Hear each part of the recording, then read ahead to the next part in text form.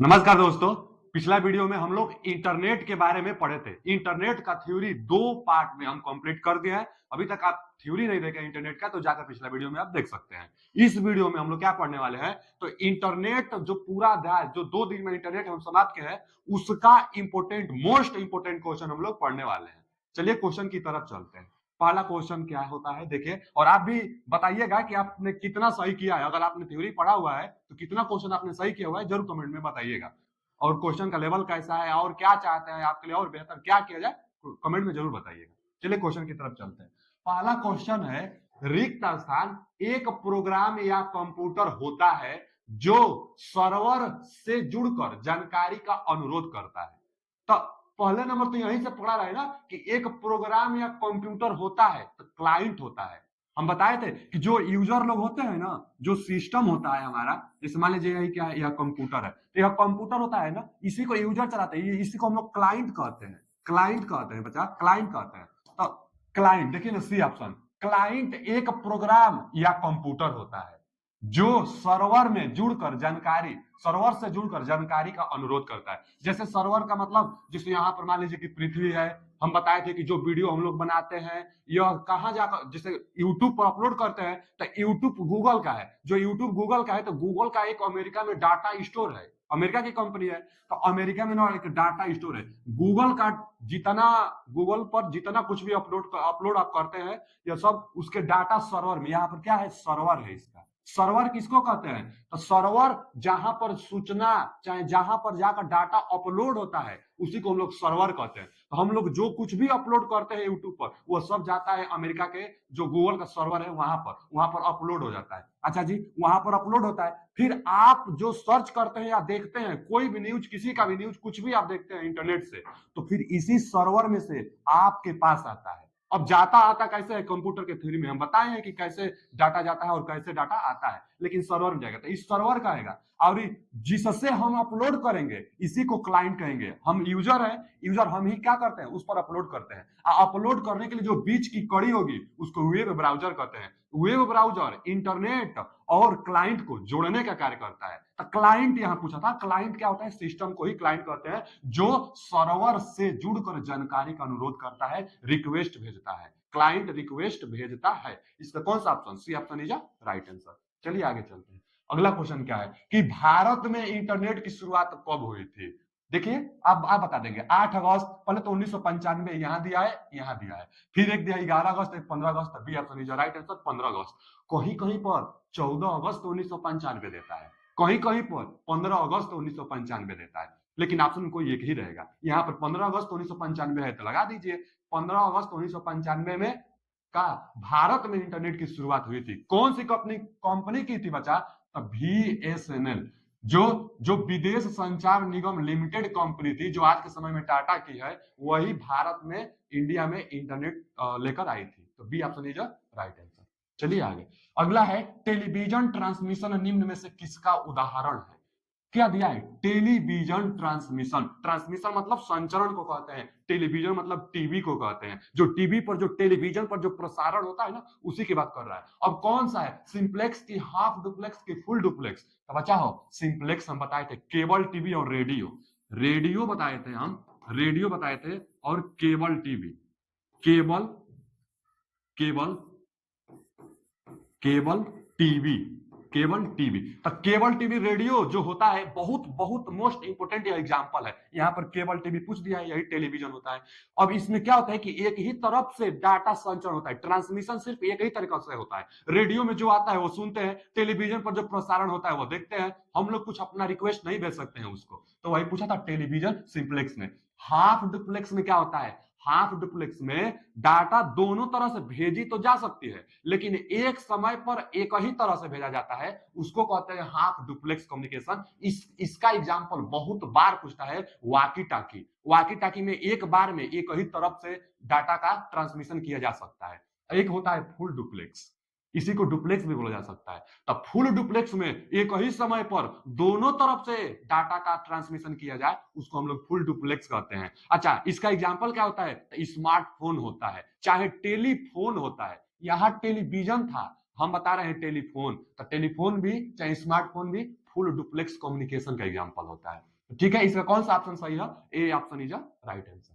चलिए आगे चलते हैं। अगला क्वेश्चन है कि निम्नलिखित में से कौन सा विकल्प अर्धद्वैध संचार उपकरण मतलब हाफ डुप्लेक्स कम्युनिकेशन डिवाइस का उदाहरण है? वाकी टाकी, अभी तो बताए हैं हाफ डुप्लेक्स का, तो वाकी टाकी देखिए यहाँ पर D option is right answer. Walkie talkie बहुत बार यही क्वेश्चन पूछता है। हाफ डुप्लेक्स में हम बता दिए थे कि सिर्फ एक समय पर एक ही तरफ से डाटा का संचरण होगा, वही हाफ डुप्लेक्स कहलाएगा। टेलीविजन आ ही गया, टेलीविजन अभी हम देखे सिंप्लेक्स का था। टेलीफोन आ गया, टेलीफोन हम बताए थे फुल डुप्लेक्स का। और रेडियो आ गया, रेडियो सिंप्लेक्स का। तो हाफ डुप्लेक्स का एक ही ना option D option is right answer. चलिए आगे चलते हैं। आगे है, इनमें से किस डेटा ट्रांसमिशन मोड में दो डिवाइस या तो डेटा भेज सकते हैं या प्राप्त कर सकते हैं, लेकिन दोनों एक समय पर नहीं?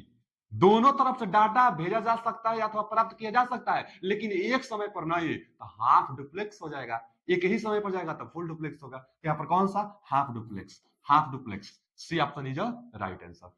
चलिए आगे चलते हैं। अगला क्वेश्चन है कि टेलीफोन लाइन की सहायता से विश्व भर के कंप्यूटर के मध्य आंकड़ों मतलब डाटा का आदान प्रदान करने के वास्ते निम्न में से कौन सा आवश्यक है? डाटा का आदान प्रदान करने के लिए वो भी टेलीफोन लाइन की सहायता से।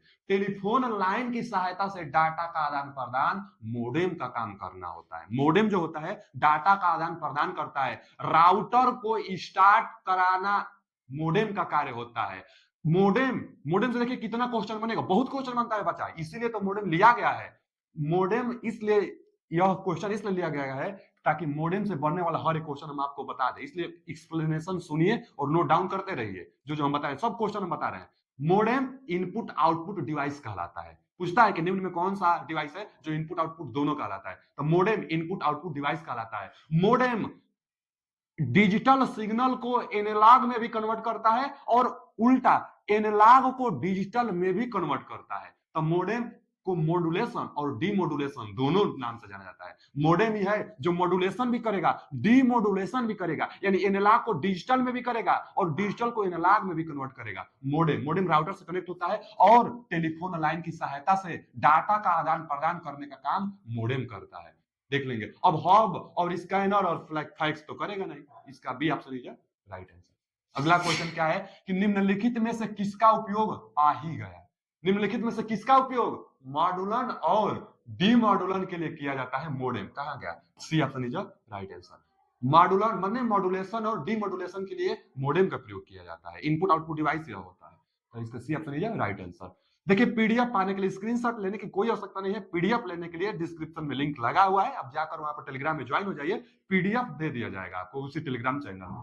चलिए आगे। इंटरनेट की शुरुआत रिक्त स्थान के रूप में की गई थी। इंटरनेट सबसे पहले अमेरिका में हुआ था, उसका नाम था डरपा। डरपा डरपा डिफेंस इसका फुल फॉर्म था defence agency research project agency. ये एडवांस था, defence advance research project agency. Defence advance research project agency सबसे पहला था, लेकिन यह उतना यूजफुल नहीं हुआ, उतना ही लाभ नहीं हुआ। इसी का और मॉडिफिकेशन हुआ जिसको हम लोग कहे थे ARPANET।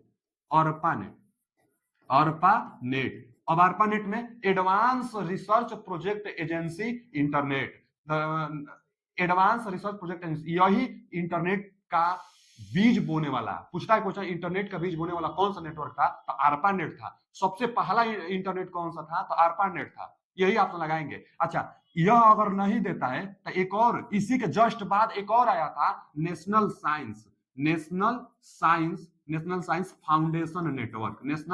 फाउंडेशन नेटवर्क, यह भी एक था। तब देख लेंगे ARPANET और ये दोनों को मिलाकर इंटरनेट बनाया गया था। तो यहाँ देखते हैं टीसीपी आईपी तो प्रोटोकॉल था, ये नहीं होगा। इंटरनेट का शुरुआत इससे नहीं हुआ, ये तो प्रोटोकॉल था। आगे network of defence force of America. हाँ भैया, डिफेंस फोर्स के लिए तो पहला नेटवर्क बना था, कौन सा? B option is right answer. Internet की शुरुआत रिक्त स्थान के रूप में की गई थी।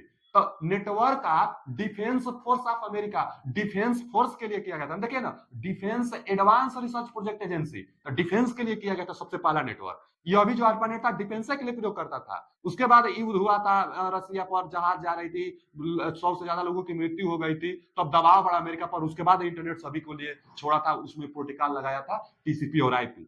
तो सबसे पहला डिफेंस के लिए अमेरिका माना था। B option is right answer. आगे भी पढ़ सकते हैं, आगे नहीं, यही B option is right answer. चलिए आगे अगला क्वेश्चन। अगला क्वेश्चन, TCP IP मॉडल के संदर्भ में निम्नलिखित में से कौन सा कथन गलत है? TCP IP से गलत कथन पूछ रहा है। पहले क्या है TCP IP? TCP और IP है क्या चीज, इसके बारे में गलत पूछ रहा है, लेकिन यह क्या चीज है? तो अभी जस्ट हम बताए थे ना आपको कि जो इंटरनेट सबसे पहले यहाँ 1968 में बना था, 1969 में ये वाला बना था ARPANET, और नेशनल साइंस फाउंडेशन नेटवर्क जो था, तो नेशनल साइंस फाउंडेशन नेटवर्क और ARPANET दोनों को मिलाकर इंटरनेट बनाया गया। तो जो दुनिया के लिए इंटरनेट छोड़ा, जब दुनिया के लिए इंटरनेट दिया गया, तो दुनिया के लिए जब इंटरनेट दिया गया ना, तो उसमें एक प्रोटोकॉल लगा दिया गया। वही प्रोटोकॉल था, यही वाला प्रोटोकॉल TCP और IP। इसका फुल फॉर्म पूछता है, ट्रांसमिशन कंट्रोल प्रोटोकॉल और इंटरनेट प्रोटोकॉल। यह दोनों प्रोटोकॉल उसमें लगा दिया गया ARPANET में। उसके बाद दुनिया के लिए इंटरनेट दे दिया गया। तो बचा हो इसी के संबंध में कौन सा कथन गलत है? तो पहला, TCP IP एक क्षैतिज दृष्टिकोण का अनुकरण करता है, सही बात है। आगे, TCP IP में 7 लेयर होता है, यही तो गलत है। 5 लेयर होता है। कितना लेयर होता है बच्चा? 5 लेयर होता है। क्वेश्चन पूछ सकता है। तो इस क्वेश्चन का जवाब पूछा था कौन सा कथन गलत है, तो यही वाला, यह कथन गलत है। क्यों? क्योंकि 5 लेयर होता है, यहाँ पर दे रहा है कि 7 दे रहा है, 7 गलत दे रहा है। 7 लेयर नहीं, 5 लेयर होता है, बाकी और सब सही है। OSI लेयर, OSI मॉडल की तुलना में TCP IP अधिक विश्वसनीय है, तो सही बात है। जो TCP IP है विश्वसनीय है, तभी तो जिसको हम भेज रहे हैं डाटा उसी को ही जाता है, जिसको हम लोग मैसेज भेजते हैं उसी को जाता है। तो यहाँ पर सी ऑप्शन भी सही है। आगे दिया है TCP ट्रांसमिशन कंट्रोल प्रोटोकॉल को संदर्भित करता है, यह भी सही है। माने फुल फॉर्म दे रहा है कि TCP refer to transmission control protocol, यह भी सही है कि TCP का full form transmission control protocol ही होता है। इसका ऑप्शन कौन सा? B option is right answer. 7 नहीं 5 लेयर होता है TCP एंड IP में। चलिए आगे चलते हैं। अगला क्वेश्चन है, इंटरनेट प्रोटोकॉल आर्किटेक्चर के लिए एक केंद्र बिंदु के रूप में कार्य करता है। अच्छा, यह नेटवर्क के एक विस्तृत संग्रह के बीच रिक्त स्थान के आदान प्रदान के लिए एक सामान्य विधि को परिभाषित करता है। क्वेश्चन फिर से पढ़ा जाए कि इंटरनेट प्रोटोकॉल आर्किटेक्चर के लिए एक केंद्र बिंदु के रूप में कार्य करता है। कौन है जो इंटरनेट प्रोटोकॉल के लिए कार्य करता है? फिर मैसेज दिया है, पैकेज, यहाँ पैकेज दिया है, यहाँ पैकेट दिया है, और यहाँ इंफॉर्मेशन दिया है। इंटरनेट प्रोटोकॉल आर्किटेक्चर के लिए एक केंद्र बिंदु के रूप में कार्य करता है। यह नेटवर्क के एक विस्तृत संग्रह के बीच रिक्त स्थान के आदान प्रदान के लिए सामान्य विधि को परिभाषित करता है। बचा हो पैकेट। जो इंटरनेट का आदान प्रदान होता है ना, पैकेट के आदान प्रदान के लिए एक सामान्य विधि का परिभाषित करता है इंटरनेट प्रोटोकॉल। जो इंटरनेट प्रोटोकॉल होता है ना, TCP एंड IP, TCP का क्या काम है? पहले तो TCP है इंटरनेट प्रोटोकॉल। अच्छा, ट्रांसमिशन कंट्रोल प्रोटोकॉल जो है, इसका काम होता है कि जो डाटा होता है, मैसेज होता है आदान प्रदान करने वाले, उसको पैकेट के रूप में तोड़ना। तो छोटे छोटे पैकेट के रूप में तोड़ता है, आदान प्रदान करने के लिए पैकेट के रूप में तोड़ता है। कौन? तो प्रोटोकॉल तोड़ता है। तो प्रोटोकॉल आर्किटेक्चर के लिए एक केंद्र बिंदु के रूप में कार्य करेगा, तो प्रोटोकॉल के लिए कार्य पैकेट करेगा, वही तो इसको तोड़ रहा है। अब बाकी नेटवर्क की विस्तृत संग्रह के लिए पैकेट के आदान प्रदान करने के लिए एक सामान्य विधि को परिभाषित करता है। तो यहाँ पर B option is right answer होगा। हम जानते रहे क्वेश्चन में देख लीजिए, TG2 में आया हुआ भी क्वेश्चन है। तो क्वेश्चन वही लिया गया है जो बहुत इंपोर्टेंट है, और क्वेश्चन कहीं ना कहीं आया हुआ क्वेश्चन है, ज्यादा जो इंपोर्टेंट है। देख लीजिए, RRB NTPC में आया हुआ है। निम्नलिखित में से कौन सा एक इंटरनेट ब्राउजर नहीं है? इंटरनेट ब्राउजर नहीं है। पहले ना बचा, ब्राउजर किसे कहते हैं? वेब ब्राउजर जो था, तो बताए थे ना हम कि इंटरनेट जो इंटरनेट होता है, जो क्लाइंट होते हैं, क्लाइंट मतलब बचा, क्लाइंट मतलब सिस्टम, कंप्यूटर, जो रिक्वेस्ट भेजता है वही तो क्लाइंट होता है। तब क्लाइंट और इंटरनेट को जोड़ने के लिए वेब ब्राउजर का प्रयोग किया जाता है। वेब ब्राउजर का प्रयोग किया जाता है। तो वेब ब्राउजर दोनों को जोड़ता है, वेब ब्राउजर ही क्लाइंट को और इंटरनेट को जोड़ने का काम करता है। तो वेब ब्राउजर है। अब वेब ब्राउजर फायरफॉक्स हम बताए थे, एग्जाम्पल में लिखवाए थे। क्रोम भी हम बताए थे कि क्रोम भी एक वेब ब्राउजर है गूगल का। उसके बाद सफारी भी बताए थे कि यह एप्पल का वेब ब्राउजर है। तो यहाँ पर कौन सा ए ऑप्शन राइट आंसर नहीं है, पूछा था ब्राउजर, वेब ब्राउजर, इंटरनेट का ब्राउजर जो नहीं है तो ए ऑप्शन, पांडा कोई ब्राउजर नहीं होता है। तो A option is right answer. बाकी ये सब वेब ब्राउजर है जो वेब ब्राउजर इंटरनेट और क्लाइंट को जोड़ने का काम करता है। तो यहाँ पर A option is a right answer. आगे चलते हैं। आगे दिया है अगस्त 1995 में रिक्त स्थान औपचारिक रूप से भारत के लिए पहली सार्वजनिक रूप से उपलब्ध इंटरनेट सेवा शुरू की गई। हाँ भैया, अगस्त में, वो भी कितना अगस्त, तो 15 अगस्त। 15 अगस्त, कहीं कहीं पर 14 अगस्त देता है, तो 15 अगस्त 1995 में औपचारिक रूप से भारत के लिए इंटरनेट सार्वजनिक रूप से उपलब्ध कराई थी बीएसएनएल कंपनी। हम बताए तो थे अभी, ये वाला बीएसएनएल एक सरकारी कंपनी, ये नहीं। जो एयरसेल है और एयरटेल है, ये सब तो डाटा जो, यह तो खुद खरीदता है इंटरनेट, अपना कंपनी लगाया हुआ है, उसके बाद करता है। तो यह तो सिम की एक कंपनी है ना। लेकिन बीएसएनएल जो कंपनी है, विदेश संचार निगम लिमिटेड, जो आज के समय में टाटा कंपनी है, यही 1995 में, 15 अगस्त 1995 में इंटरनेट लेकर आई थी। वही क्वेश्चन पूछा हुआ है। तो A option is right answer. चलिए आगे, अगला क्वेश्चन क्या है बचा कि निम्नलिखित में से किसे बहुत सारे नेटवर्क को जोड़ने वाले नेटवर्क के रूप में परिभाषित किया जाता है, जो दुनिया के हर देश के उपयोगकर्ता को जोड़ता है, दुनिया के हर एक इंटरनेट उपयोगकर्ता को जोड़कर रखता है, वह इंटरनेट होता है। इंटरनेट दुनिया का सबसे बड़ा नेटवर्क है। इंटरनेट इंटरनेशनल इंटरकनेक्टेड कहलाता है ना, इंटरकनेक्टेड नेटवर्क मतलब इंटरनेशनल नेटवर्क इंटरनेट होता है। दुनिया के हर एक सिस्टम को एक दूसरे से जोड़कर रखता है। किससे जोड़ता है, तो अपने आईपी एड्रेस से जोड़ता है। तो यहाँ पर इंटरनेट इज राइट आंसर, सी। अच्छा, डब्ल्यू क्या है, तो वर्ल्ड वाइड एक वेब, यह भी एक वेब ब्राउजर है। वे कौन खोज किया था, टिम बर्नर्स ली ने। इसका खोज कौन किया था बच्चा, Tim Berner Tim Berners Lee. Tim Berners Lee ने इसका खोज किया था डब्ल्यूडब्ल्यूडी का। यह एक वेब ब्राउजर होता है। सबसे बड़ा वेब ब्राउजर अगर कोई पूछेगा तो, सबसे पहला वेब ब्राउजर पूछेगा तो यही, और सबसे पहला ग्राफिकल वेब ब्राउजर पूछेगा तब मोजाइक हम बताए थे। तो यहाँ पर तो दुनिया के हर एक सिस्टम को जोड़कर रखता है internet. C option is right answer. चलिए आगे, अगला क्वेश्चन है कि इंटरनेट का बीज बोने वाला पहला नेटवर्क। अब देखिए, पहले तो यह तो होगा नहीं, यह था नेशनल साइंस फाउंडेशन नेटवर्क। यह तो था, लेकिन यह बाद में बना था, लास्ट में बना था। National science foundation network America में ही बना था, लेकिन बाद में बना था। इससे पहले आरपानेट बना था, आरपानेट से पहले डरपा बना था। तो आरपानेट हम बताए थे कि आरपानेट बहुत ज्यादा यूजफुल रहा, सबसे ज्यादा यूजफुल रहा तो आरपानेट रहा। इसके बारे में अगर हम जानकारी दें आपको कि नेशनल साइंस फाउंडेशन नेटवर्क, तो यह एक प्राइवेट था। यह ऐसा नेटवर्क था कि इसमें जुड़ने के लिए पैसा पेड करना पड़ता था, रजिस्टर करना पड़ता था। आज के समय में तो नेटवर्क से कोई भी जुड़ जाता है, लेकिन यह नेशनल साइंस फाउंडेशन जो नेटवर्क था, इससे जुड़ने के लिए ना, यह ज्यादा प्रचलित नहीं हो पाया था। इसमें जुड़ने के लिए आपको रजिस्टर करना पड़ेगा, पास बनाना पड़ेगा, पैसा लगाना पड़ेगा, तब तो आप इस इंटरनेट का लाभ उठा पाएंगे। तो यह ज्यादा प्रचलित नहीं हुआ, सबसे ज्यादा प्रचलित आरपानेट हुआ। तो इंटरनेट का बीज बोने वाला आरपानेट था, जो कि आज आरपानेट का ही विकसित रूप इंटरनेट है, दुनिया में चल रहा है। तो इसका कौन सा ऑप्शन सही होगा, A option is right answer होगा। चलिए आगे चलते हैं, अगला क्वेश्चन क्या है, आगे है कि वेब पेज एक दूसरे से किस प्रकार से जुड़े हुए हैं। तो वेब पेज एक दूसरे से किस प्रकार से जुड़े हुए हैं, तो हाइपर लिंक से जुड़े हुए हैं। जो हाइपर लिंक होता है ना बच्चा, देखिए ना, जो वेब पेज होता है, पहले तो एक होता है ना वेबसाइट। वेबसाइट वेबसाइट वेबसाइट क्या होता है, तो वेब पेजों का कलेक्शन वेबसाइट कहलाता है। अब जितना वेब पेज, कोई भी आप वेबसाइट ग्रीन कलर का होता है, जैसे आप क्लिक करते हैं पूरा खुलता जाता है। जैसे वेबसाइट पर क्लिक करेंगे उसका होम पेज खुलेगा, और क्लिक करेंगे तो और उसके अंदर बहुत पेज होता है, सब पेज खुलता जाता है। तो सभी पेजों का कलेक्शन वेबसाइट कहलाएगा। तो जो पेज होगा ना, उसको जो जितना पेज होता है, उन पेजों को हाइपर लिंक से कनेक्ट करके वेबसाइट हम लोग बनाते हैं। तो वही तो पूछा है ना कि वेब पेज एक दूसरे से किस माध्यम से, हाइपर लिंक से कनेक्टेड होंगे। वेब पेज का कलेक्शन हाइपर लिंक से कलेक्शन किया जाता है, उसके बाद वेबसाइट बनाता है। पूरा वेबसाइट को यूआरएल कहते हैं। तो यहाँ पर तो वेब पेज का कलेक्शन किस माध्यम से, हाइपर लिंक से करेंगे। A option is right answer. चलिए आगे चलते हैं, आगे क्या है कि सॉफ्टवेयर जो आपकी वेब पेज पढ़ने, देखिए देखिए, वेब पेज पढ़ने और इंटरनेट सर्फ करने की अनुमति देता है, उसको क्या कहते हैं? तो वेब ब्राउजर कहते हैं। इंपोर्टेंट क्वेश्चन है, पीसीएस का आया हुआ क्वेश्चन है। क्या बचा? वेब ब्राउजर क्या होता है? तो वेब ब्राउजर हम बताए थे कि इंटरनेट मतलब सर्वर और क्लाइंट मतलब सिस्टम। तो क्लाइंट और इंटरनेट को जोड़ने का काम किसका है? वेब ब्राउजर का। और सर्च इंजन का काम क्या है?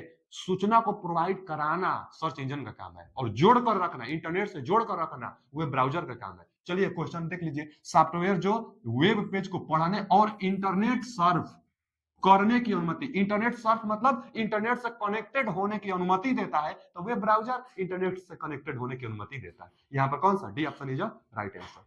चलिए आगे, अगला क्वेश्चन क्या है कि अल्टा विस्टा, अल्टा विस्टा क्या है? तो ये बच्चा, जो अल्टा विस्टा है ना, एक सर्च इंजन है। यह भी बहुत इंपोर्टेंट क्वेश्चन है। अल्टा विस्टा क्या है? अल्टा विस्टा एक सर्च इंजन है। जहां तक हम लिखवाए भी थे, सर्च इंजन बहुत लिखवाए थे। तो सर्च इंजन अल्टा विस्टा एक क्या है? एक सर्च इंजन है। देख लीजिएगा आगे, अल्टा विस्टा एक सर्च इंजन है। बहुत सर्च इंजन होता है, पूछता है कि निम्न में कौन सर्च इंजन है, निम्न में कौन सर्च इंजन नहीं है। चलिए आगे कि गूगल और डक डक गो, यह भी तो सर्च इंजन है। डक डक गो, गूगल, ये सब सर्च इंजन है। गूगल और डक डक गो में क्या समानता है? दोनों में क्या समानता है? ऑप्शन पढ़ने से पता चलेगा। ये सर्च इंजन ऑप्टिमाइजेशन के तरीके हैं। ये तो गलत है, ऑप्टिमाइजेशन के तरीका तो नहीं है। वे आईएसपीएस है, तो यह भी गलत है। दोनों वे ब्राउजर है, यह भी गलत है। दोनों सर्च इंजन है, ये सही है। दोनों सर्च इंजन है।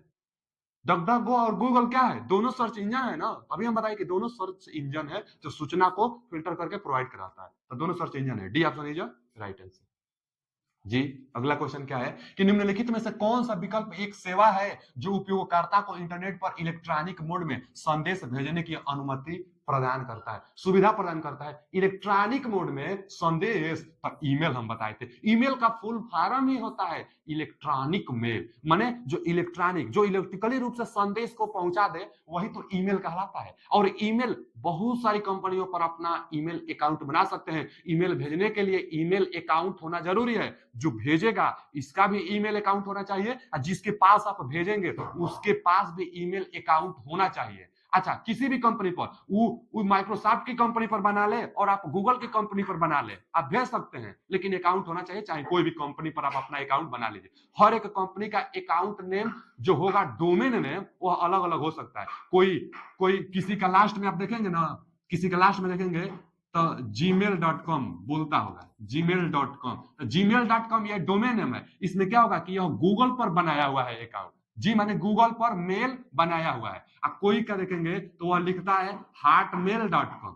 तो hotmail.com, हार्ट जो कंपनी है ना, जो हार्ट कंपनी है, यह माइक्रोसॉफ्ट की है। तो hotmail.com का मतलब यह माइक्रोसॉफ्ट पर बनाया हुआ है। तो यहां पर ईमेल होगा जो इलेक्ट्रॉनिक मोड में संदेश को भेजने का काम करता है। ये ऑप्शन इज राइट आंसर। ठीक है जी, आगे चलो। ईमेल में निम्न में से कौन सा फील्ड खाली नहीं छोड़ा जाता है? यह हजारों बार क्वेश्चन पूछा हुआ है, बहुत बार यह क्वेश्चन पूछता है कि निम्न में से कौन सा फील्ड खाली नहीं छोड़ा जाता है? तो टू को। टू क्या होता है? कोई भी आप मैसेज जब देखेंगे ईमेल पर, जब करेंगे तो एक फॉर्म होता है जो अपने आप फिल हो जाता है। जिस अकाउंट से भेजेंगे अपने आप फिल हो जाता है, डेट और फ्राम अपने आप फिल हो जाता है। उसके बाद इसी के जस्ट नीचे टू आता है एक ऑप्शन। टू में क्या होता है? जिसके पास मैसेज भेजना है उसका अकाउंट इसमें रखना चाहिए। तो टू हमेशा भरा जाता है। टू हमेशा मतलब कभी खाली होता ही नहीं, खाली रहेगा तो मैसेज नहीं जाएगा। मैसेज भेजने के लिए टू को फिल करना ही होगा। उसके बाद एक आता है कार्बन कॉपी, और उसके बाद एक आता है ना बीसीसी, कार्बन कॉपी सीसी को, और उसके बाद एक आता है बीसीसी को, ब्लाइंड कार्बन कॉपी। तो अगर मैसेज दो से ज्यादा लोगों को भेजना है तो इन दोनों का प्रयोग करेंगे। अच्छा, दो से ज्यादा जब भेजना है इन दोनों का प्रयोग करेंगे, तो मान लीजिए 50 लोग को भेजना है, तो अगर 50 लोग को भेजना है तो सब एक दूसरे को देखे कि किसको किसको गया है, तब कार्बन कॉपी में। अब कोई देख ना पाए, कोई जान ना पाए कि मैसेज किसको किसको भेजा गया है, तब ब्लाइंड कार्बन कॉपी। ब्लाइंड मतलब अंधकार, मतलब कोई देखेगा ही नहीं। तो यहाँ पर टू हमेशा भरना ही चाहिए। टू और प्रांतम हमेशा भरा रहता है। तो C option is right answer. Next question है कि भारतीय मूल के शिव आयादुराई किसके आविष्कार से जुड़े हैं? तो ये बचा, शिवा आयादुराई, चाहे शिव आयादुराई किससे जुड़े थे? तो इंटरनेट से। इंडिया में ईमेल, इंटरनेट नहीं ईमेल, तो इंडिया में ईमेल के जनक अगर भी पूछता है ना, इंडिया में ईमेल के जनक कौन है, तो ईमेल के जनक शिवा आयादुराई ही है। तो इंडिया में ईमेल के जनक शिवा आयादुराई हम लोग जानते हैं। तो A option is right answer. India में ईमेल सबसे पहला भेजने वाले, चाहे जानने वाले, लाने वाले कौन से? शिवा आयादुराई थे। अगला क्वेश्चन क्या था? अगला क्वेश्चन है कि रिक्त स्थान नामक प्रोटोकॉल का उपयोग करके ईमेल संदेशों को इंटरनेट के माध्यम से भेजा जाता है। तो किस नामक प्रोटोकॉल का ईमेल भेजा जाता है? माने ईमेल में प्रोटोकॉल पूछ रहा है। तो ईमेल में प्रोटोकॉल, 3 प्रोटोकॉल होता है। कौन कौन होता है? देखिए, पहला जो प्रोटोकॉल होता है एसएमटीपी, एक तो पहला ये प्रोटोकॉल होता है। दूसरा ईमेल में प्रोटोकॉल होता है पीओपी। अच्छा, इसका full form simple mail transfer protocol. Mail transfer, जब मेल भेजा जाता है तब इस प्रोटोकॉल का प्रयोग होता है। उसके बाद POP, post office protocol. Post office में मतलब क्या? जब रिसीव किया जाता है। तो पीओपी जब मेल भेजा जाता है तो एसएमटीपी प्रोटोकॉल का, जब रिसीव किया जाता है तो पीओपी प्रोटोकॉल का। लेकिन एक और प्रोटोकॉल होता है तीसरा, उसको हम लोग क्या कहते हैं? तीसरा प्रोटोकॉल को कहते हैं हम लोग इंटरनेट मैसेज एक्सिस प्रोटोकॉल, माने आईएमएपी। तो इंटरनेट मैसेज एक्सिस जो प्रोटोकॉल होता है, यह 2 व्यक्तियों से ज्यादा जब मैसेज भेजा जाता है, और जब रिसीव, यह भी रिसीव करने के लिए, यह भी रिसीव करने के लिए, लेकिन 2 से ज्यादा व्यक्तियों को रिसीव करने वाला जो मैसेज होता है वह इस प्रोटोकॉल का उपयोग होता है। और जब एक ही व्यक्ति को मैसेज भेजा गया है तो रिसीव के दौरान यह प्रोटोकॉल भूमिका निभाता है। यहाँ पर किस प्रोटोकॉल का उपयोग करके ईमेल संदेशों को इंटरनेट के माध्यम से भेजा जाता है? तो भेजने के लिए बस एक ही है, यही डी ऑप्शन है, सिंपल मेल ट्रांसफर प्रोटोकॉल। जो सिंपल मेल ट्रांसफर प्रोटोकॉल है, simple mail transfer protocol, D option is right answer. यही ईमेल को भेजने के लिए प्रोटोकॉल का प्रयोग किया जाता है। यह दोनों रिसीव करने के लिए, एक व्यक्ति में जब रिसीव होती है तब यह प्रोटोकॉल, और 2 व्यक्ति से ज्यादा रिसीव होता है तब यह प्रोटोकॉल का प्रयोग किया जाता है। चलिए आगे, अगला क्वेश्चन क्या है कि ईमेल पते india@solu.edu में इंडिया क्या है? देखिए, कोई भी ईमेल आईडी होता है ना, जैसे मौर्य, मौर्य टेक्निकल 25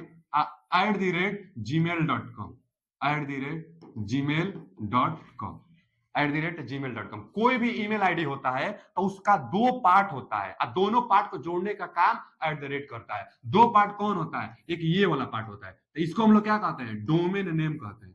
इसको डोमेन नेम कहते हैं, इसको डोमेन नेम कहते हैं। इसको क्या कहते हैं बच्चा? इसको यूजर नेम कहते हैं। इसको क्या कहते हैं? यूजर नेम कहते हैं। तो यूजर नेम और डोमेन नेम को जोड़ने का काम @ करता है। @ का क्वेश्चन पूछता है कि @ का काम क्या है? तो डोमेन नेम और यूजर नेम को जोड़ने का काम करता है। अच्छा, जो मौर्य टेक्निकल 25 है, इसमें कोई ना स्पेस नहीं होना चाहिए, मतलब दूरी नहीं होना चाहिए।